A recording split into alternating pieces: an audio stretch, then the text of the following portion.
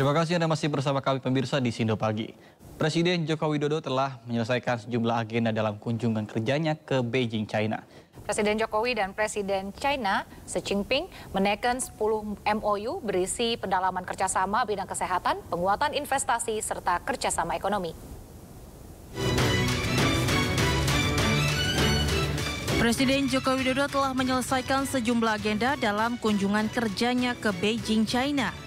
Terdapat ragam agenda yang dilakukan oleh orang nomor 1 di Indonesia tersebut, mulai dari menghadiri Forum Bisnis Indonesia-China, melakukan pertemuan bilateral dengan Perdana Menteri Lee Hsien, bertemu dengan Presiden Sri Lanka Ranil Wickremesinghe, hingga Presiden China Xi Jinping. Saat menyampaikan sambutan di agenda pertama, Presiden mengapresiasi investasi dan kontribusi para pengusaha China dalam pembangunan di Indonesia. Menurutnya pada 2022, negeri tirai bambu itu sudah menjadi urutan kedua sebagai kontributor investasi asing at Foreign Direct Investment di Indonesia yang merupakan lompatan besar apabila dibandingkan pada 2013 di mana negeri tirai bambu tersebut hanya berada di urutan 12.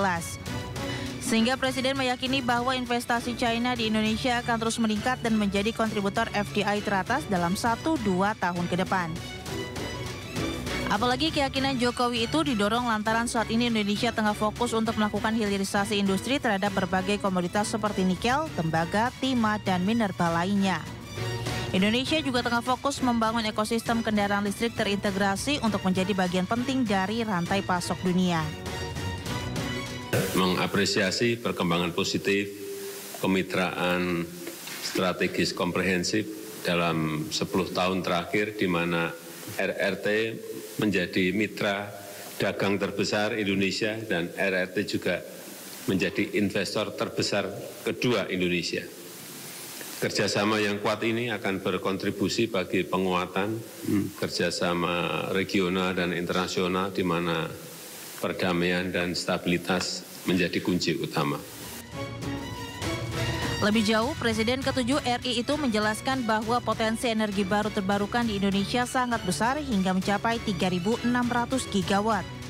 Jokowi merinci beberapa di antaranya yaitu 3.200 gigawatt dari tenaga surya dan terdapat 4.400 sungai untuk energi hidro. Selain itu, Indonesia juga sedang membangun ibu kota Nusantara dengan konsep kota hijau dalam rimba yang 60%-nya adalah hutan, kota netral karbon pertama di Indonesia.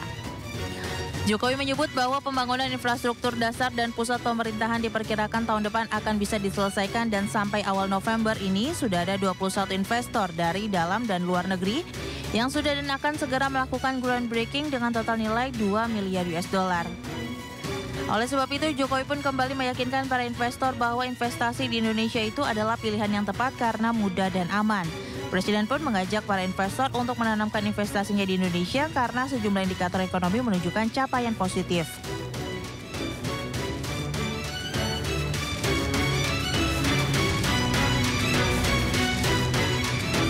Berikutnya, Menteri BUMN Erick Thohir mengungkapkan perdagangan Indonesia dan China terus tumbuh dan berkembang. Kini lebih dari 130 miliar dolar Amerika Serikat atau sekitar 2041 triliun rupiah.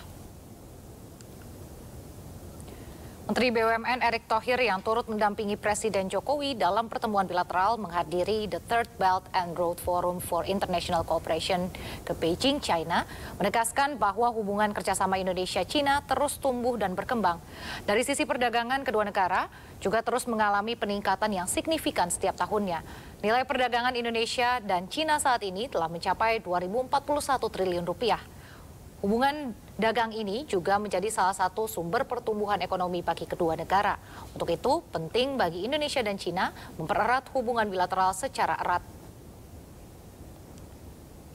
Inilah kenapa kalau saya lihat tadi kerjasamanya ini luar biasa.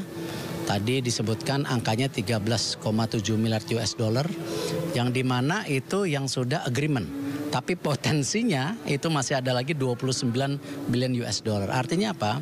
Hubungan swasta-swasta, BUMN swasta dan BUMN juga ini bisa terus ditingkatkan. Karena memang kita ingin menjadi negara industri ya yang juga menjadi bagian supply chains daripada dunia.